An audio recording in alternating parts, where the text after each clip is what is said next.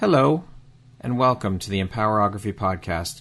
This is a platform created for women's voices to be heard and a place to share their stories, journeys, and successes with the world for the purpose of helping other women who might be on similar journeys. We are empowering women one episode at a time. I'm your host, Brad Walsh, so kick back, grab one of your favorite beverages, and enjoy the stories.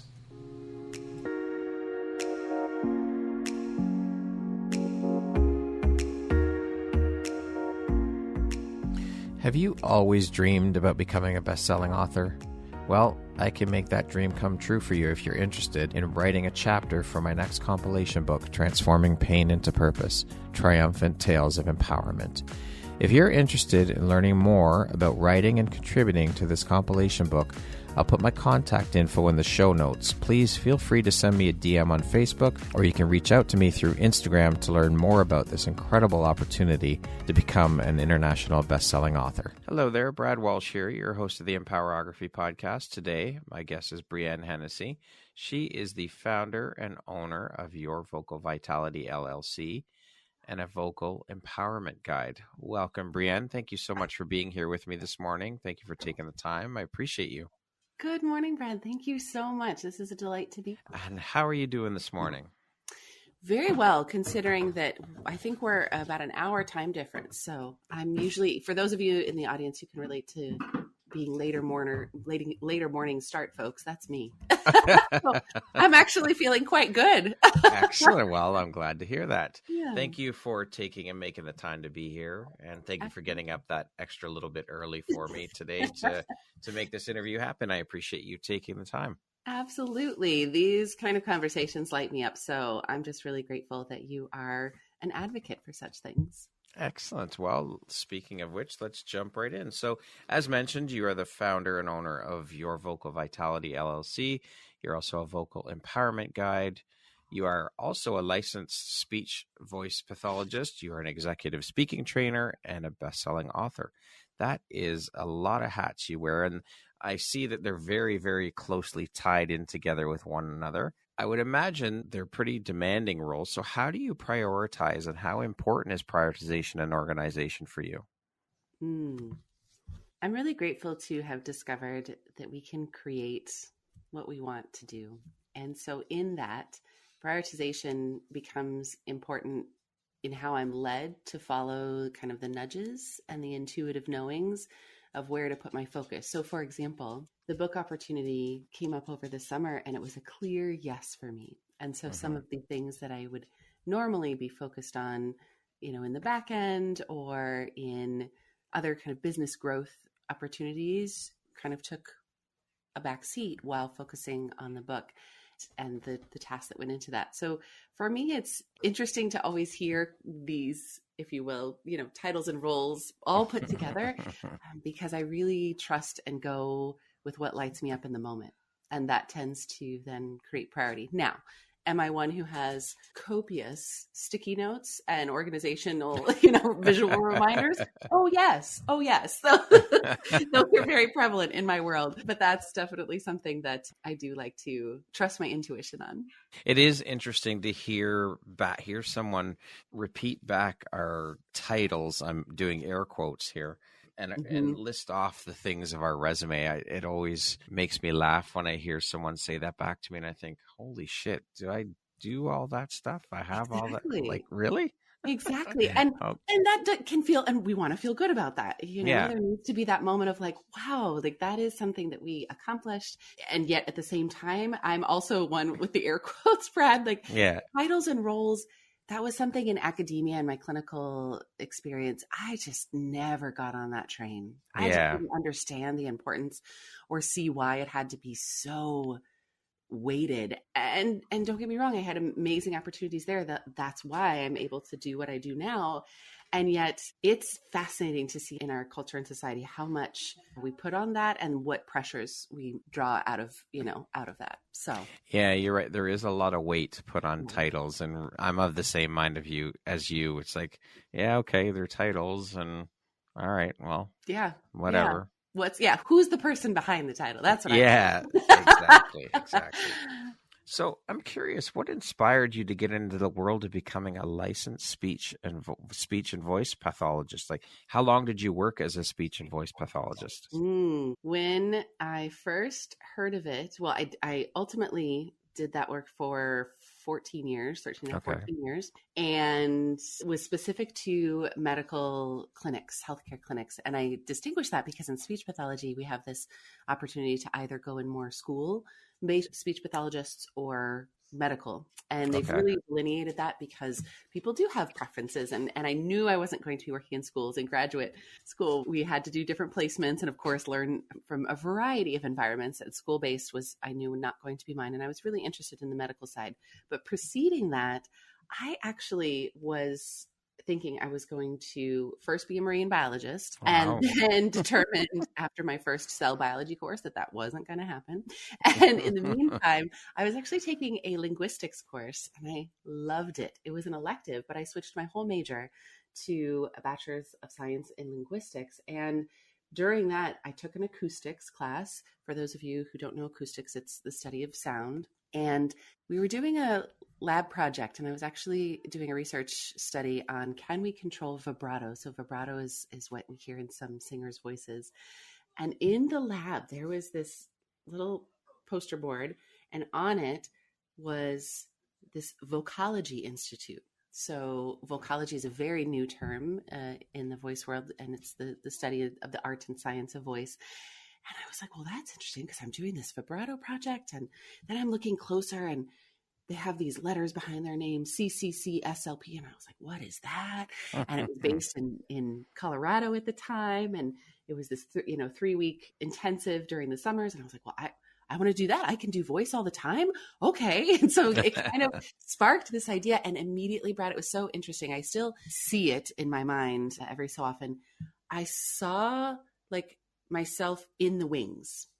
Now, not that I thought or knew or necessarily endeavored to work, say, with performers or just singers, but I remember like seeing myself in the wings, supporting whatever was happening out there on stage, fill in the blank for the scenario. Yeah. And I thought that was really cool. So I got laser focused, and I was able to then get from graduate school in linguistics in British Columbia, Canada at the time, to getting into one of the top schools for voice, which is the University of Iowa. Okay. And then from there I was the first intern at Emory Voice Center in Atlanta, Georgia. And it just continued from there. I went to Vanderbilt Voice Center to do my clinical fellowship and spent 6.5 years there. And most recently was at the UW-Madison Voice and Swallowing Clinic, which was one of the top in the country as well, and finished up my time there in September 2020 of all time. Wow. Yeah. Jump ship. What a time to do it. Indeed. So during that spark really led me to voice. So I specify that because, again, speech pathology is this wonderfully broad profession, and you can help with so many different kinds of communication disorders. And don't get me wrong, people would say, oh, so you help little kids with their R's. I'm like, no, not me. My colleagues will, or you help folks after stroke. Well, sometimes if they also had a voice disorder, but I got very, very narrow into voice because something about it just really sparked. Now, I had, for fun, been a singer in, middle school and high school and done those sorts of things, but this felt deeper than performing, than the singing voice, right? Which is what most people think of. And here you and I are today using our precious asset of our speaking voice. And that's what I really focus in on. So could you share with us exactly what a speech voice pathologist does? Indeed. So in that realm of being very specialized, so this will encompass my world of speech and voice pathology. Our focuses are really, if you want to think of it, from the neck up. And so we do focus on the voice itself, so the larynx. We focus on the resonance, so the areas of the nose, the soft palate. That's that space where your little uvula, that punching bag at the back of your throat, hangs down.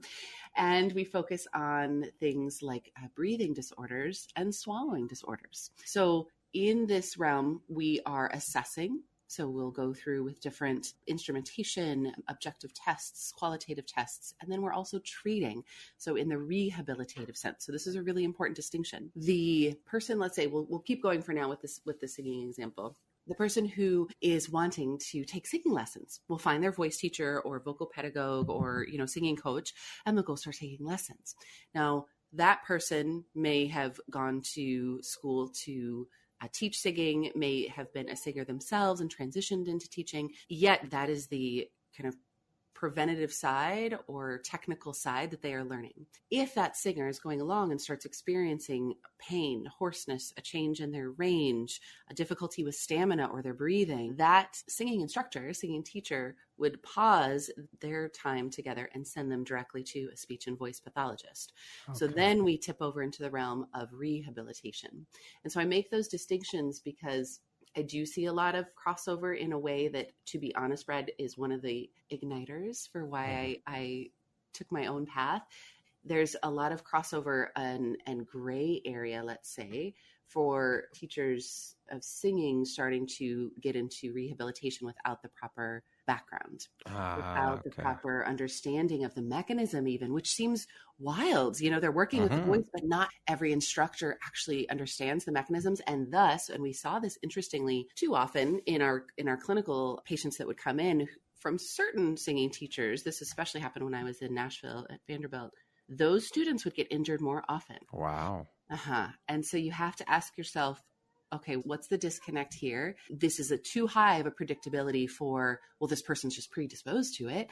And it's a little more onto are there, techniques and components that are being taught that are incorrect or unhealthy or unsafe. So that is something that I like folks to know, that when you start having symptoms, if and when that should ever happen, there are comprehensive options. And when you go to see a speech voice pathologist, you're also seeing an otolaryngologist, the physician. So it's a team effort, which is really important. That person is also specialized in voice. They're called a laryngologist. So these are the reasons that I like to distinguish what I did as a speech voice pathologist, but also then for me, how this traverses into what I do now, which is the preventative side. So imagine that singer having had the preventative knowledge of saying, oh, so when I get hoarse, I know this is not good for my singing, because usually that freaks them out, to be honest, very often. And they only have built trust with that singing teacher. But if that singing teacher doesn't recognize that they need to send them on or work collaboratively with that medical team, that's a much longer or potentially more damaging road for that person. For sure. So that's one of the distinctions I make. So that's the life of a speech voice pathologist is quite engaging and fun. We are fortunate enough, I will say, because of our niche, to come across a lot of different types of speakers, users of their voice in all different manners, and singers. I've had the good fortune of meeting a lot of different singers, and that's been wonderful. And that is very cool. Yeah, it's been very cool. Yeah. If for every reason you ever find yourself in Nashville and go visit the Voice Center, you will see the wall of photos of singers who have been to that clinic. And it's not just country, mind you. You would think, but there's all types. I'm curious then, what facilitated your leaving that career and blazing your own trail? 3 things came to mind with that one. Access. So I am based in the United States at this moment, and healthcare access leaves a little bit to be desired. And, dare I say, well, you'll see in the chapter in the book I wrote, Business on Purpose, the sick care system, as I may or may not refer to it at times. So I am currently based in Wisconsin. I want to acknowledge the land of the Ho-Chunk tribe, the indigenous peoples. And this is, one of those things where even someone an hour or 2 hours away struggles to make it to Madison proper, as it were, the city, and to come to the clinics. And that can be for a lot of different reasons. But what was interesting is once we would do, say, an assessment, we actually scope the throat and see what's going on with the vocal folds. Really imperative that happens, because we have to see the structure when things are awry for too long. And, folks would be like, okay, yeah, I knew something was going on. All right, what are we going to do about it?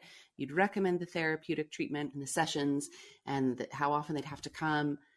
And that would be a big barrier for folks. And this was pre-COVID, granted. So now, doing the few months I spent in the clinic still when we had to switch over to virtual was a learning curve. I'm sure. To be sure, because this is an instrument I'm used to literally touching, palpating, hearing you in the room, in the moment. And so that was a learning curve for everyone. But admittedly, the patients showed up more frequently to their sessions, even if they had their own technical, learning curve as well. Yeah. So access was a big part of the reason I thought, oh, wouldn't it be wonderful to travel around the state and, meet these people where they are? And then COVID happened, and that was very quickly was not going to be the case. So, we can talk about kind of how I pivoted a little bit too. The other reason is that I believe that there is a certain working style that everyone can kind of learn about themselves. And let's just say I'm probably not the best employee, as it were. Some people are more geared towards, leading in their own way. And I was always one who was asking, why do we do this? Why about this? What about this? And often that would be met with, because we've always done it that way.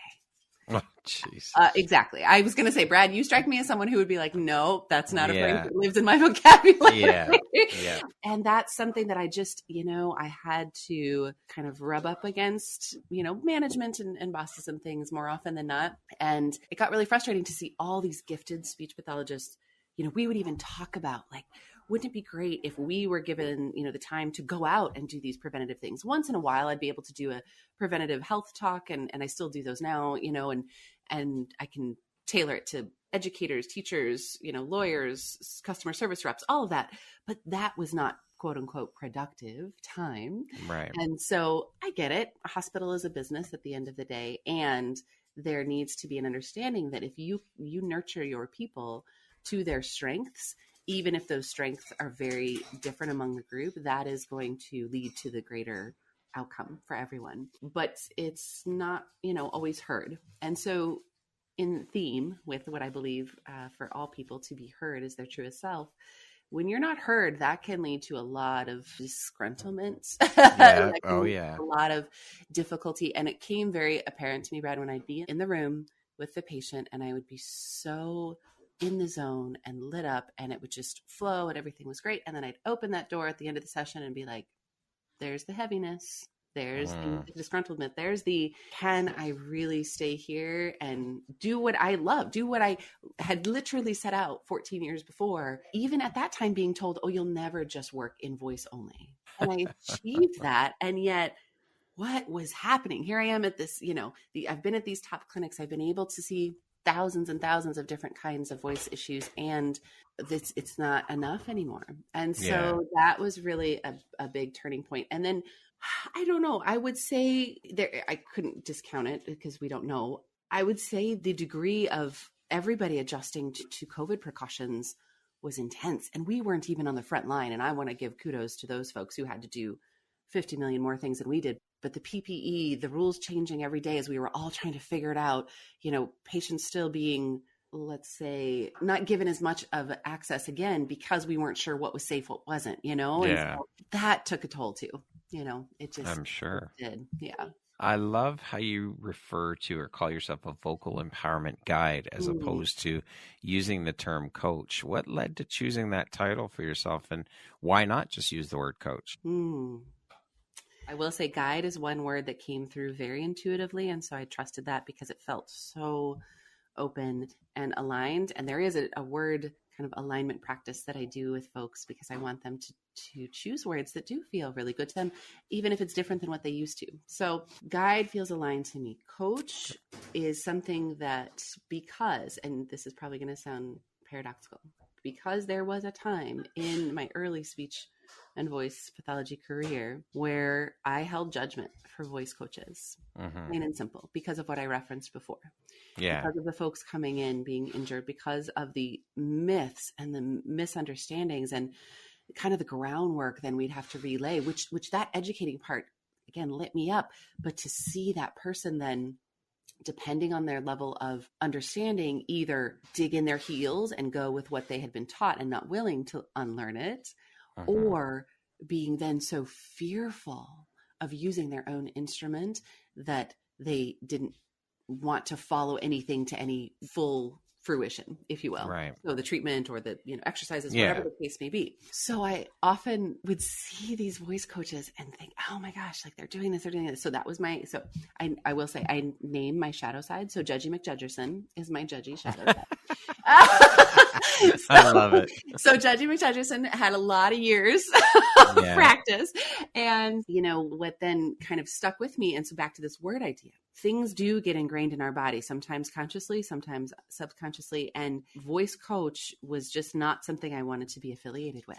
Yeah. And yet, oh my goodness, Brad, the journey of learning entrepreneurial language has been a very good one and a stretch for me. But of course, that's what I come up against, because understandably, people see that and that's kind of their first bank that they put that in. Oh, something with voices, maybe singing, you're a voice coach. Well, not exactly. So that's come kind of full circle in a really interesting way. So I like guide because then the second layer to that is that I will say judgment is released from that. It's very clear to me now, being, especially again, back in entrepreneurial land, seeing a lot of the ways the word coach is used. So that's really cool. I had no knowledge of all of these different amazing paths people create for themselves, when you're just in, if you will, corporate, or in this case, healthcare, whatever, like in that tunnel. Wow. I am just like thrilled every time I see somebody's, back to, in a way, title to some degree. I'm like, oh, that's cool that you created that. And then with guide too, that became apparent to me. It was funny because the word came through, and then about 6 months later, this was about a year and a half ago now, I came across something called human design. And human design is, I'm going to probably botch it because I'm still very new to kind of describing it, but it's a way of knowing yourself outside of any sort of rubric or test, or, this is not the Enneagram or the, DISC or anything like that, or the Myers-Briggs.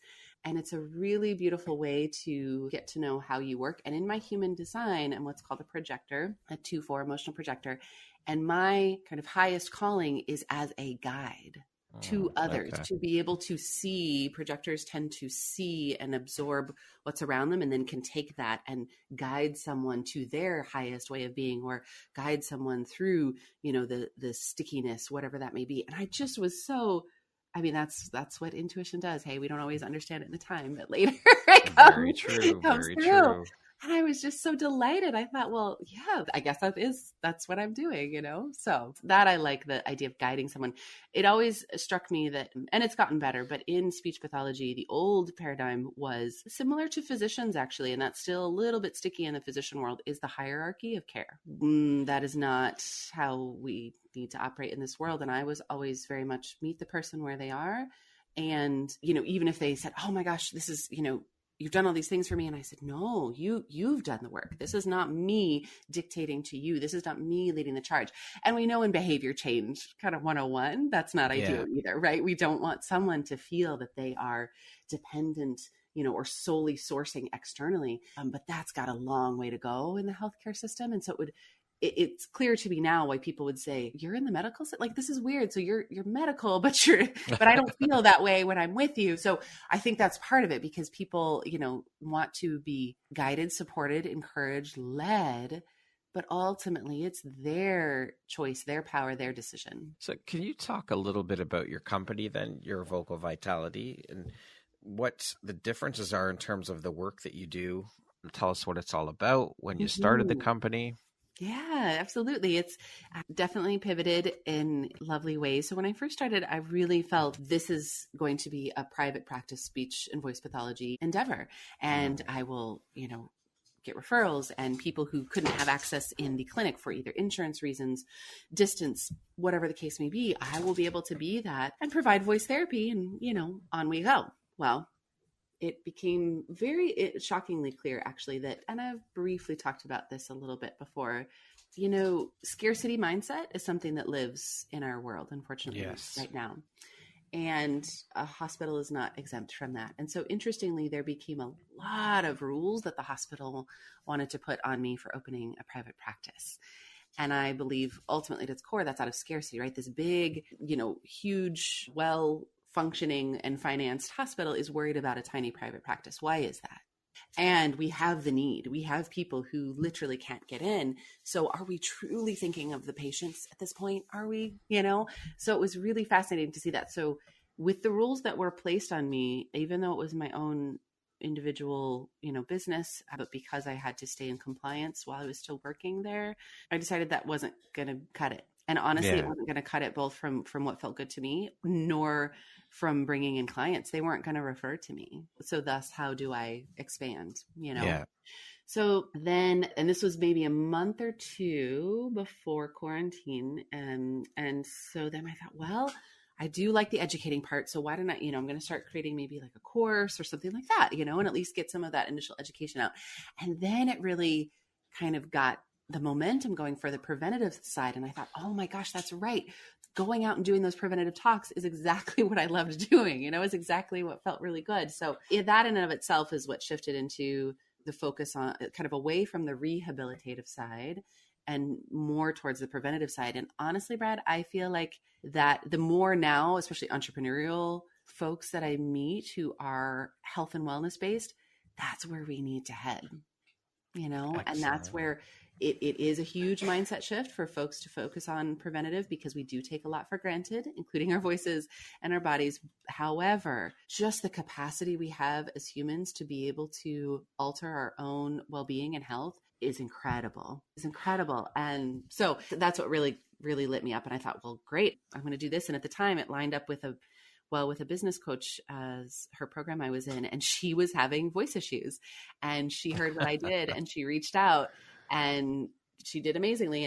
But it was just the time. It was like that, when you make a decision and the universe is like, yes, here you go. Yeah, exactly. That's what happened. So then I ran with that. And so now I'm really grateful to have served entrepreneurs, coaches, executives for those moments that they go, something isn't quite right with my voice, and always keeping that I keep a high standard for when we say, okay, now you're going to go see that ENT. Now you're going to go see a speech and voice pathologist in your area. And I'm happy to help you with that, because I know the voice world. Exactly. I know where people are. So you're not waiting 6 ENTs later to get to the right person. Not to mention too, that we as humans are more reactive than proactive when it comes to things like our health and things like that. It's like, okay, well, now something's wrong. So now it's time to go, as opposed to doing preventative maintenance. Yes, exactly. And that's what I love about voice, because I feel very strongly that it is a barometer. Yeah. So earlier I mentioned voice as our asset, but it's also a barometer. And to me, that means, Brad, that you can detect certain things much earlier if you're tuned into your voice, both how it's feeling, how you're sounding with it. And yes, even if we are doing screenings, we can hear certain things for maybe early onset, fill in the blank. And so I think that's really powerful too, because people will say, oh, my voice is really tired today.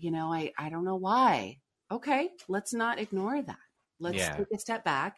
And those kind of moments really can shift the entire trajectory of what's going on with them. And I get that takes a certain type of readiness. That takes a certain type of being open to self-growth, being open to tuning in to something that, I don't know, just get up and talk. What do you mean? My voice needs something, So yeah.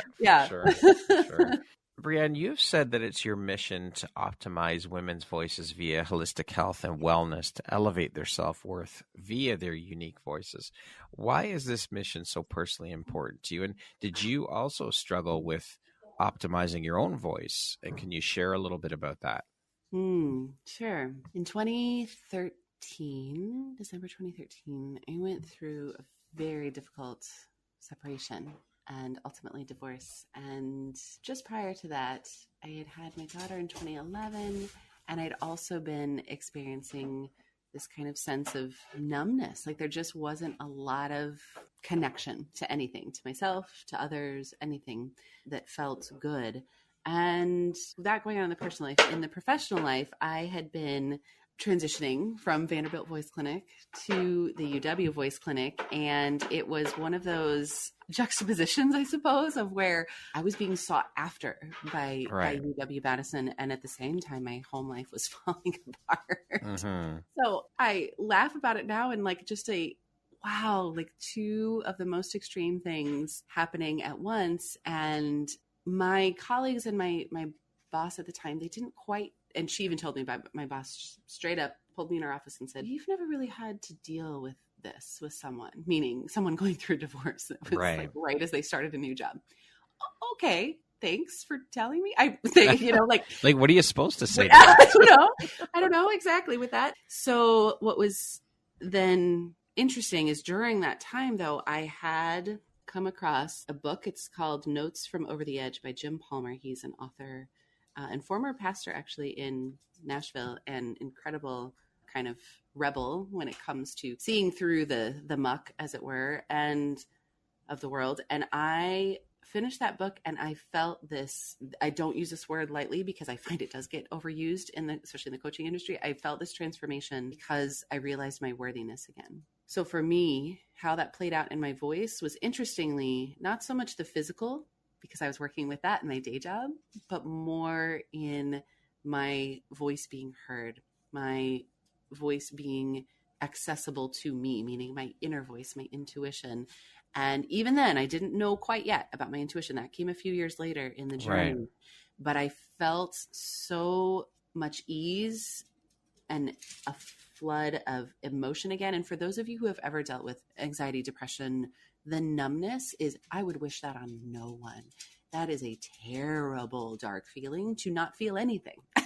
So to have that crack open again and recognize what self-worth really meant was profound. And that took then its journey and ebbs and flows through the years as I kind of reoriented myself to, okay, now I am heard. What was interesting about that, even things like me not knowing how to convey myself, not being heard, had been met either with judgment. So what we do, we reflect back to us. So me being judgy and then also having that reflected back to me, or such a misunderstanding. People would often say, I don't like your tone of voice. And I would get so upset, Brad. I'd be like, what do you mean my tone? I don't know what that means. How dare you? All these things. And that could be personal and professional, let's just say. And so I was one of those who, you combine that with the why person in me, like, let's just say my wrist got slapped a few more times, depending on the day. And so I never understood. But after that moment, no one has chastised me for my tone of voice again. And I wholly believe, because I was then early in baby steps, speaking from that worthy place, speaking from a place of seeing more now that not everyone is meant for me, and I'm not meant to understand everyone, and that's okay, because that's a lot of people pleasing junk that comes into to play with that stuff. It just became this very clear mission by the time I got to this point in 2019 of wanting to start my own business and mission, that when we attach ourselves again authentically and honestly and aligned to that self-worth within that we all already possess. That's the thing. It's not gone. It didn't go anywhere. It's already there. We are truly growing from within. We are truly sourcing from within.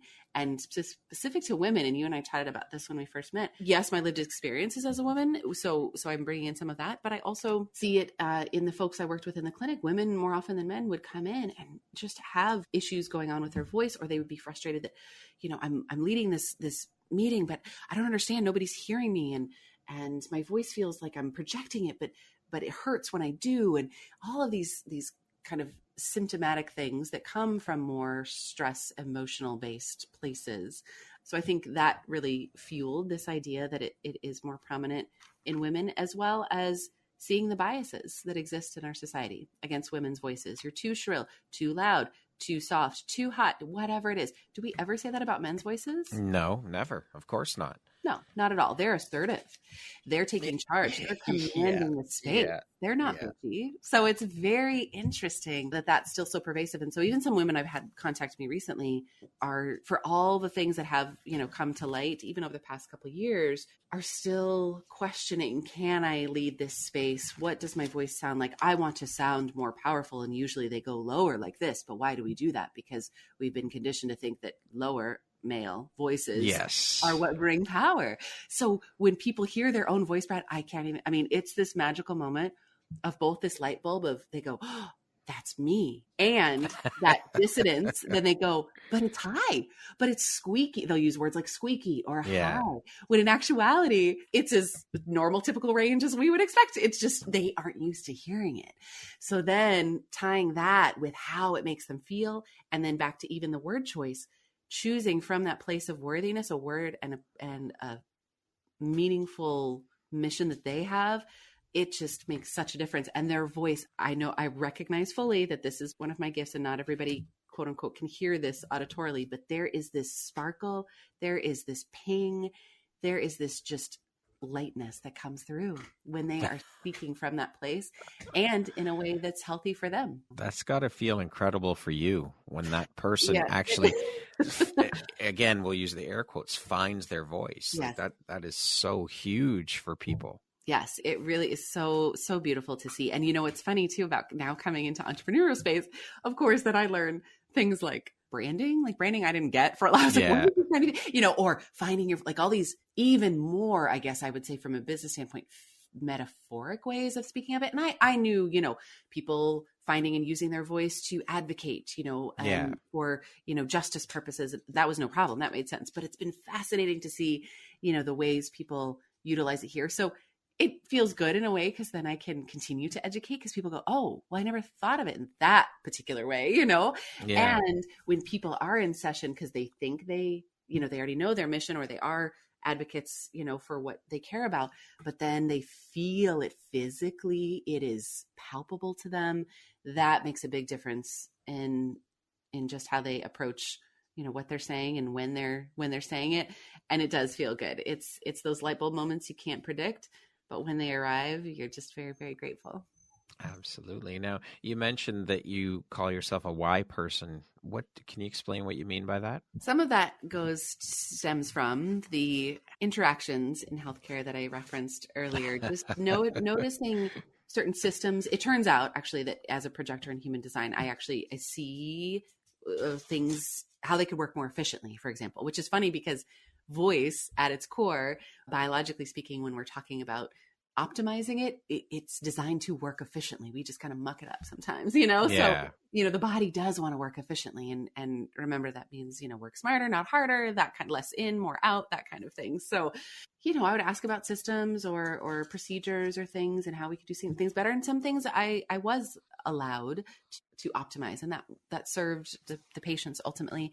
But also often when it came to policies or, just really strict rules, or back to that idea of like, why can't each of us kind of focus in on our own thing? Why do we have to just all do, research or just all do, this aspect? And I had a manager once, just, you could tell it was I won't say a slip of the tongue. It was one of those moments where, because she didn't pull back from it, but she definitely kind of said it so like natural. She goes, oh, because you don't have autonomy here. And I was like, I'm sorry, did I just, okay. And that was early in my role in the job. And so I didn't yet have that alignment to be able to speak up in the moment. So that's evolved really beautifully too. But point is, the whys are just something that I like to ask. Why do we do certain things? What's been interesting though, Brad, now that you brought up this question though, is that for my inner practice and my self-growth and I call it my divine dialogue, when I am communing and aligning to I believe in source, in universe, and divine God, I don't actually ask why as much because that's where we have to have faith. That's where we have to have the allowing, trust and allow. The how. Yeah. So it's been interesting to see. I will still ask why about some external things, but then I just ask myself too, is that a wise choice of my energy? And is that a wise choice for my attention? Sometimes I get a yes and sometimes no. And so it's really been interesting now that you've asked that. Yeah, that's evolved as well. Yeah. Well, I'm glad I brought that up. It made you think a little bit. I love that. That's what I love to do. What lights you up or inspires you the most about the work that you do? In addition to those beautiful light bulb moments of folks hearing their voice in a new way, I love it when there are just these downloads and like inspired insights that they get from it and have their own recognition of what is possible, what they can let go of. That really, I get so giddy about that stuff when people just get it, and not because of how I'm describing it, but get it in a way that meets them right where they are. And some of the things folks have said for how they view this work, keep in mind, we all come in with our own biased lens of how we do our work and what it's doing and all of that. And, when folks just say something that seems out of left field and they're like, well, we weren't directly talking about that, but cool, like it's great because that's this beautiful co-creation, which is the point that we are here to do. So I think, those kind of realizations light me up when people say, wow, I feel like I'm much more comfortable in how I'm speaking, or I notice that I like doing my exercises, that actually feels good to me, or which I bring that one up because many people look at it and say, oh, is it one more thing I have to do? And if you're in a have to space, we're probably not a good match right now. It's funny. I was just talking with someone about this use of language, and they were saying, I can't remember exactly what they were talking about, but they basically said that I get to do this versus I have to do this. That tiny little switch in language shifts your whole mindset. It gives you a totally different outlook on things. It absolutely does. And then get this, Brad, we could even take it the next step with the voice. And if people are saying, for example, if they say, I have to do this, even in mine, so one of my no's to myself is a tightness in my throat. So my throat just got tight, or I get to do this. And that actually has, like, I can feel more openness through that space. Yeah. So everybody's a little different. So I help people kind of find their yeses and nos in that way. But point is just the resonance and the actual amplification of energy on the getting, that takes both the mindset and then imprinting it, embodying it through the voice. And that's a really powerful way to speak it out, because we all know those folks who say, I get to do this. Do you believe them? Is there something about the way that they're saying it where it you're sounds like, forced. Okay, sure you do. You like that. It does sound forced. So I'm not buying what you're selling. Yeah, exactly. Even though they may be oblivious in that moment. They may really think, well, this is what I'm supposed to say. This is how, if I say this enough. So that's where I'm a big fan of even the affirmations that I put out on my social media. I'm always reminding people to make sure that it feels first aligned to them, and that when they speak it out, you're not just rote saying these things. You're not just saying them in mindless mode. Yes, you're mindful, and you can tune it with your voice to be something that feels delicious and just so potent in that way. So that's what I like to have fun with it. Now, on the flip side of that, Brienne, what would you say is one of the most challenging parts about the work that you do? That's funny.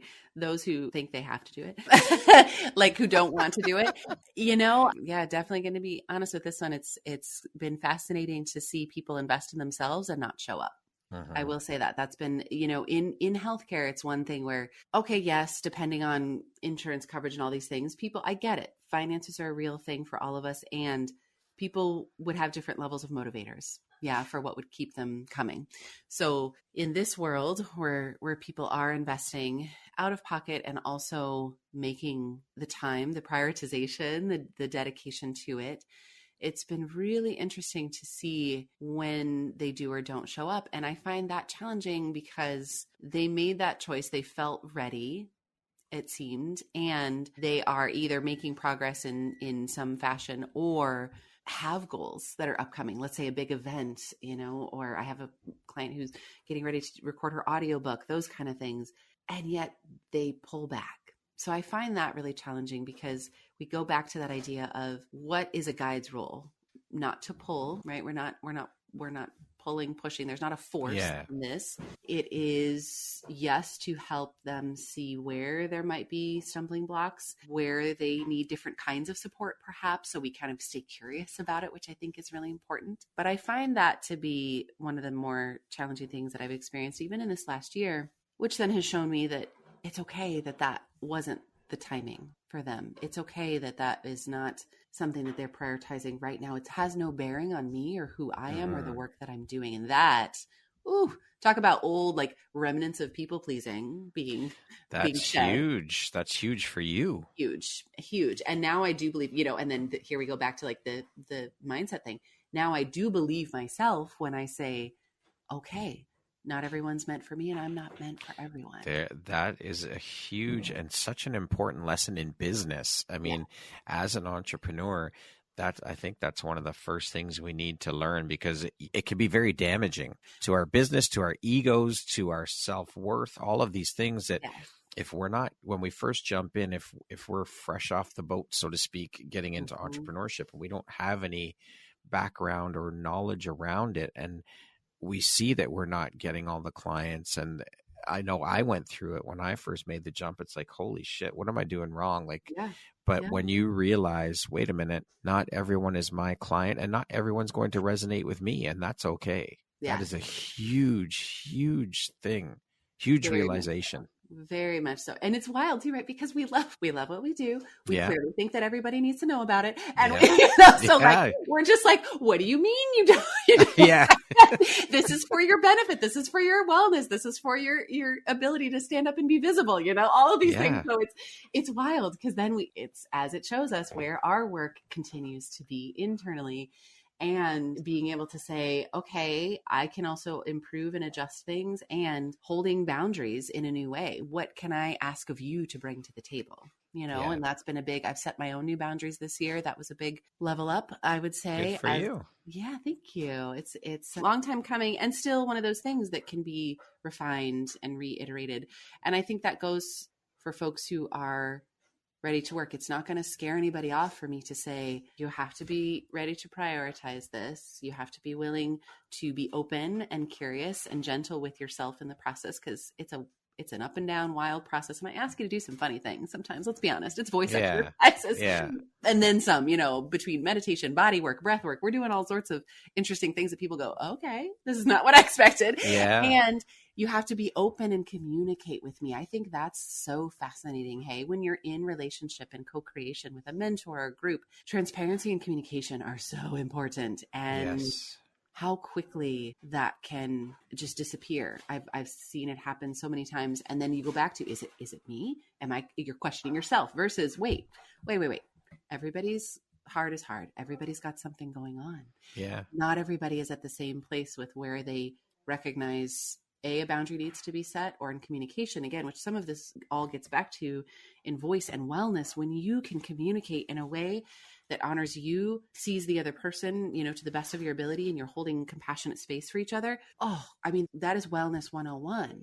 Yeah. Because you're both looking out for yourself and the other. We're not in isolation. So when people isolate themselves from the work, that meaning that, they stop doing it or they kind of go MIA, I just know that they have their inner work. Yeah, there's other stuff going on there. But it's funny, human nature. And, one would think logically, if you're paying for a service where they've come to you and they're seeking your help with something, that they would just automatically do the work. Exactly. You came to me because you want help with something, and then you hired me, and I'm giving you all the tools. Yes. But you're not doing the work. Why did you waste your time and your money and my time coming to me if you're not going to put in the work? That's right. And then isn't that a beautiful conversation to have? Because they may not even recognize that they were getting in their own way. Yeah. I've gotten in my way so many times. Oh, we all have. Yeah. So I'd laugh at how many online courses are collecting digital dust right now, for example, that I may or may not purchase. Digital dust. I love it. And so I can see it from that lens. And I think it is a great opportunity to see their next level of readiness. Are they ready to have that conversation? If so, beautiful. Are you meaning us, are we the people to help guide them? Because let's be honest, mindset, I call it mind stretching. Mm-hmm. I wish this was taught in high school. My goodness, the way entrepreneurs think about mindset, if that was even an ounce in the healthcare system that I just came from, that would be, oh my goodness, transformational. Oh my gosh, Brienne, this whole mind stretching or mind and the school system, this is a whole other episode. You're right. Well, I know you'll find just the right people to talk about that. You and I could talk about this. I mean, it's just there's so many things wrong with the school system and things that could or should be taught as opposed to what's being taught that would help these kids coming out of the system in life. Yep. And people will say to me, why didn't I learn this? If you're talking about voice 20 years ago, that's a great question.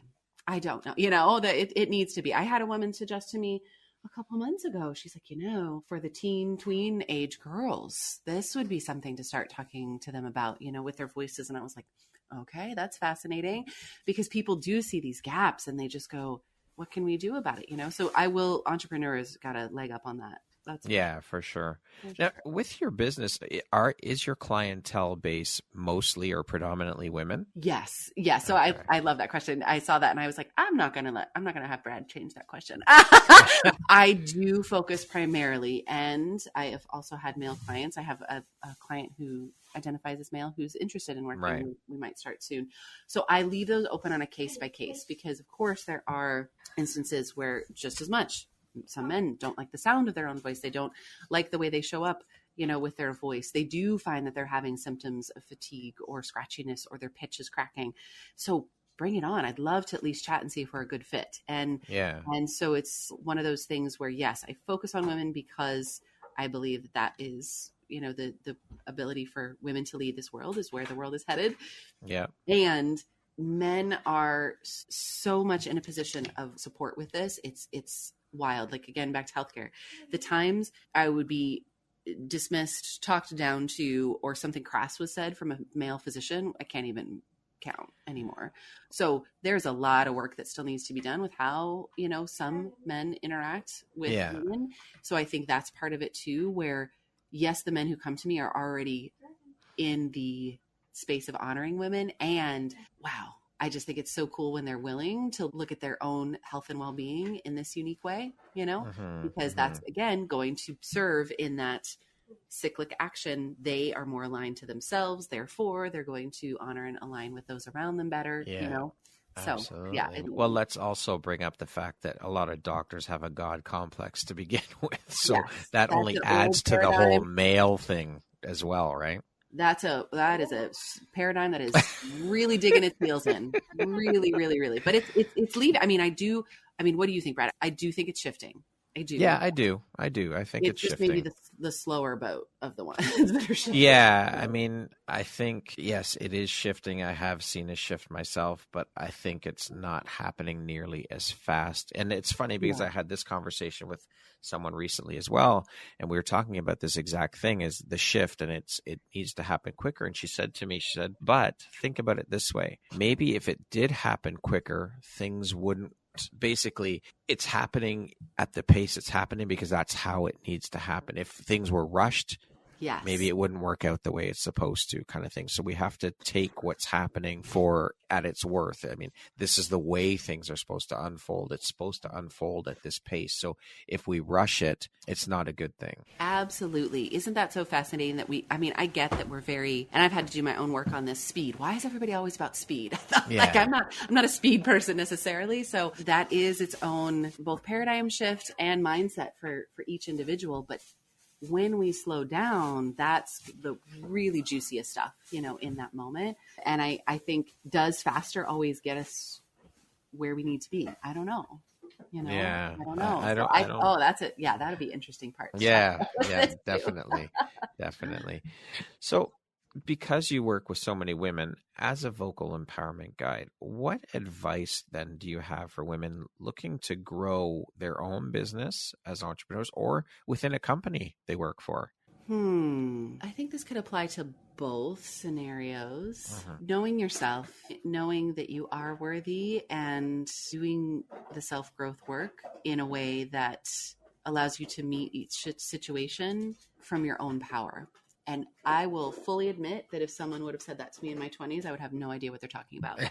However, what I do know is that when you can be open to seeking that support and that guidance and the possibilities that exist, know that you don't have just one track. There's not one track. There's not one mode. There's not one version of you only. There are multifaceted components to this.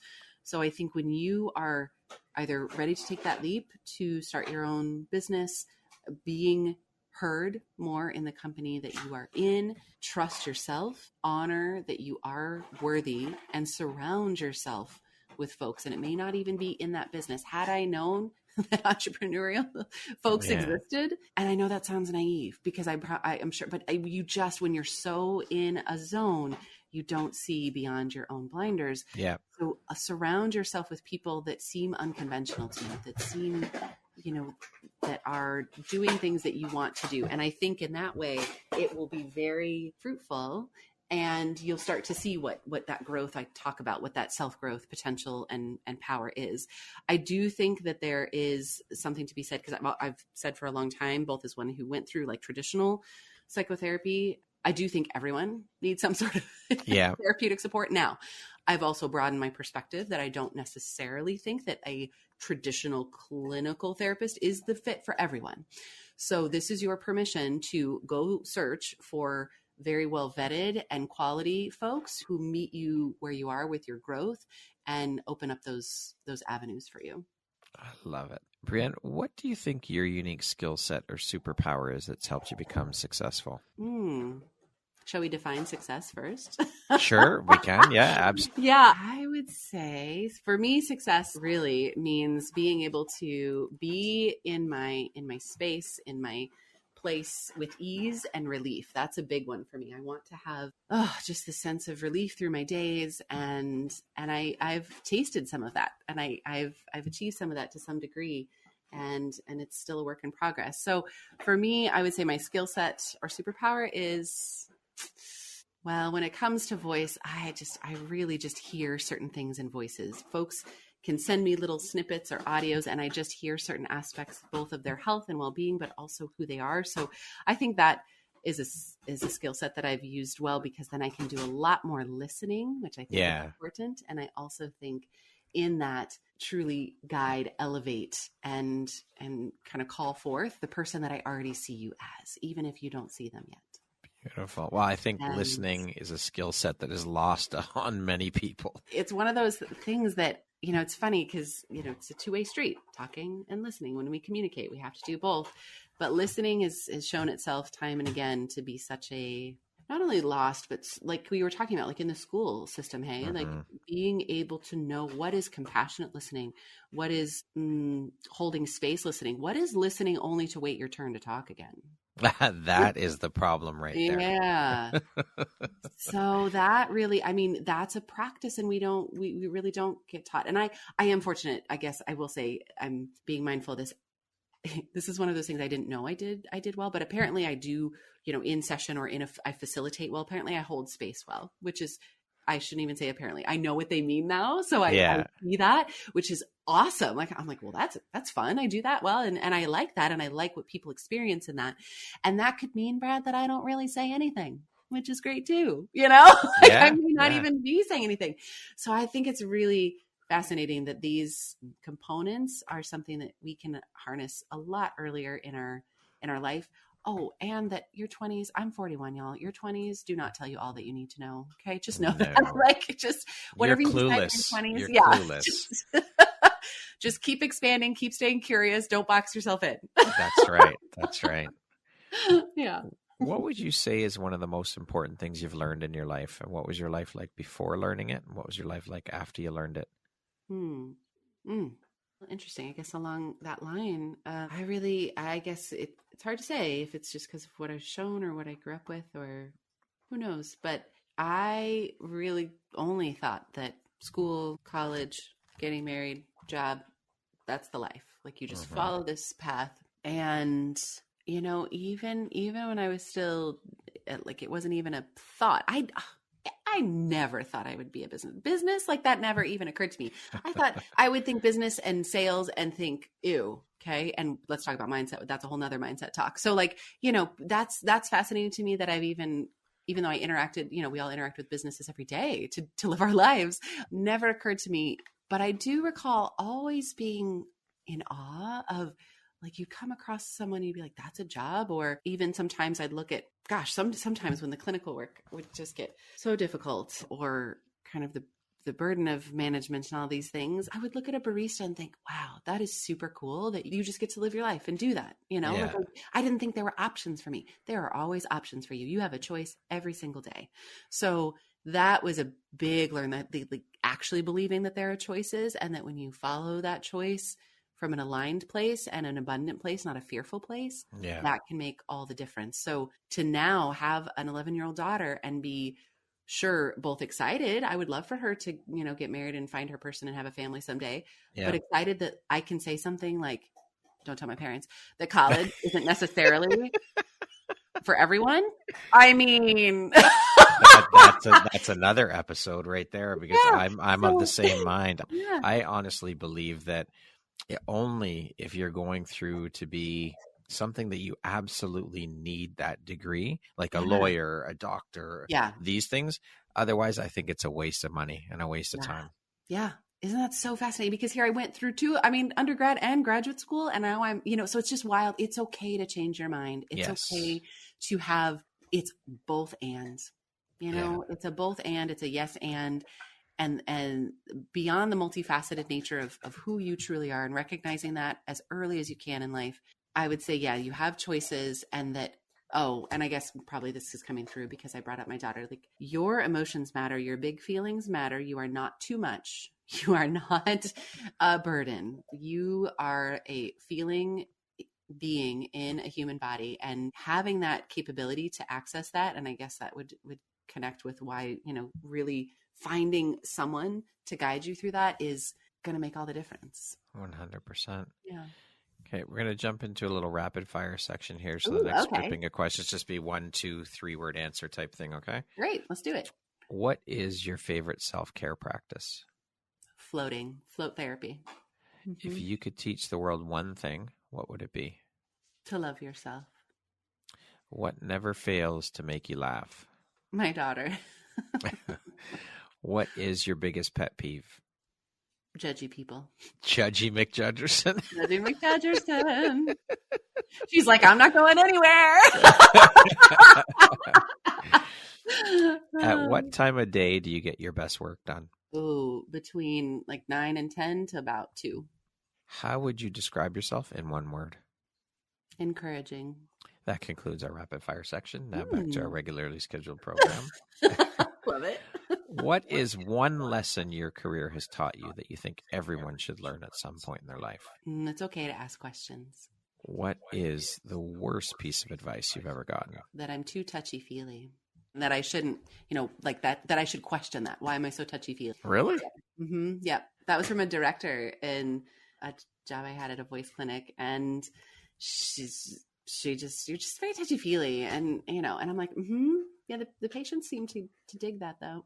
Like it's the one thing then that became even more of my like superpower, that was, I didn't realize that's how I was necessarily being, but people just really resonated, and the feedback I got throughout the years, that was not looked at as a strength all the time, but I didn't care.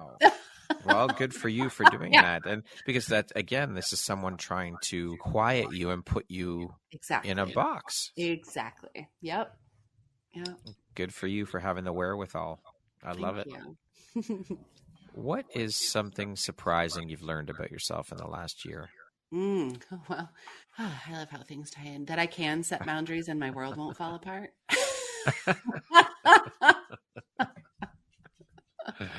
In the last 2 years, what new belief, behavior, or habit has most improved your life?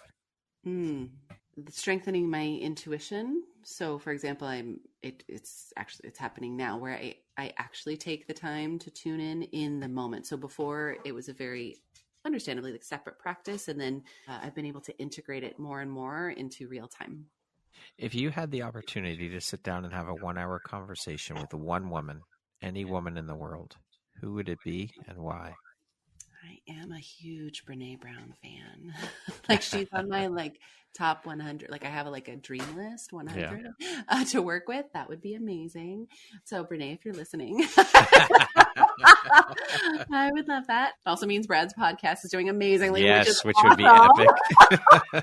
So we are speaking that out now. We are That's affirming right. that now. Yes. I love that for both of us. So yes, I think because so similarly to, when things show up in your life and you hear them, her work, her very early work, I still have this worksheet of, she had this little lamp that she had when you were finding your values. And Brad, I had no idea what values were in my 20s. Like, somebody would say that word to me and I'd be like, it's nebulous. It means something. Like, you have some, I had no idea.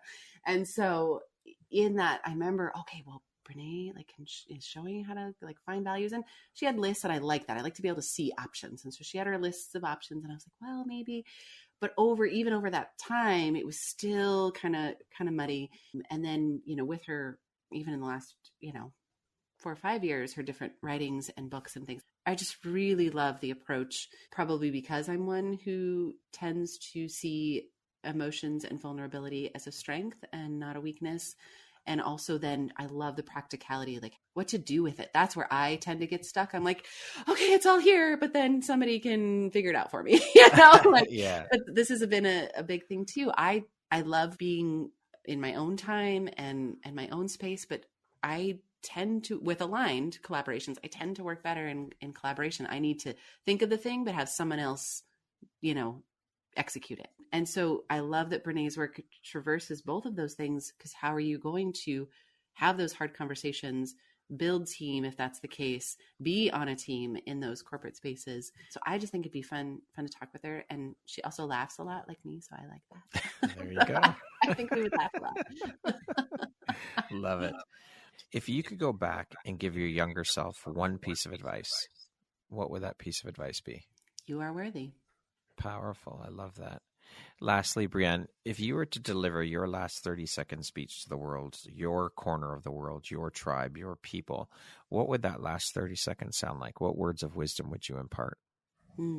Your voice is beautiful. Your voice has the capacity to alter the trajectory of your life and others' lives. You and your voice are worthy to the point that you speak and ripple effects happen all around you, and you amplify not only your own mission, but the worthiness of those that you encounter. And so knowing this voice, trusting this voice, caring for the health and well-being of this voice is part of who you are and your essence.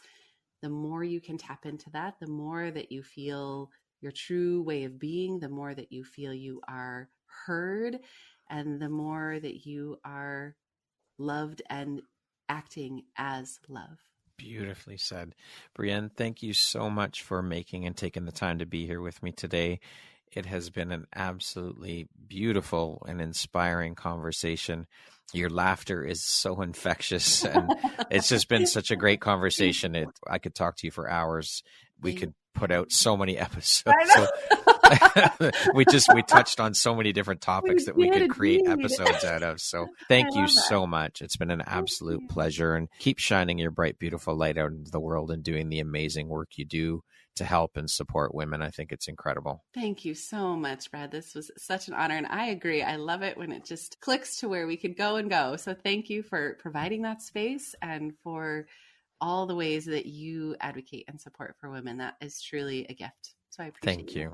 Thank you. It has been my pleasure and my honor, and I'm honored to have you as a member of the EmpowHERography community. So thank you for being part of the community. Absolutely. Once again, my name is Brad Walsh, host of your EmpowHERography podcast. Today, my guest is Brienne Hennessy.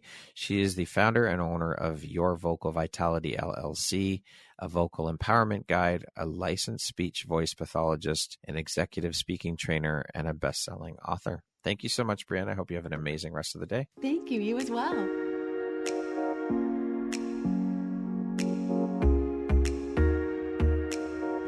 Thank you very much for listening to this podcast. If you haven't yet, please be sure to subscribe, rate, review, and share with all your friends. You can find me at visuphoria.ca and follow me on Instagram at EmpowHERography Podcast and on Facebook at EmpowHERography. Please join me next time for another inspirational story from yet another amazing woman.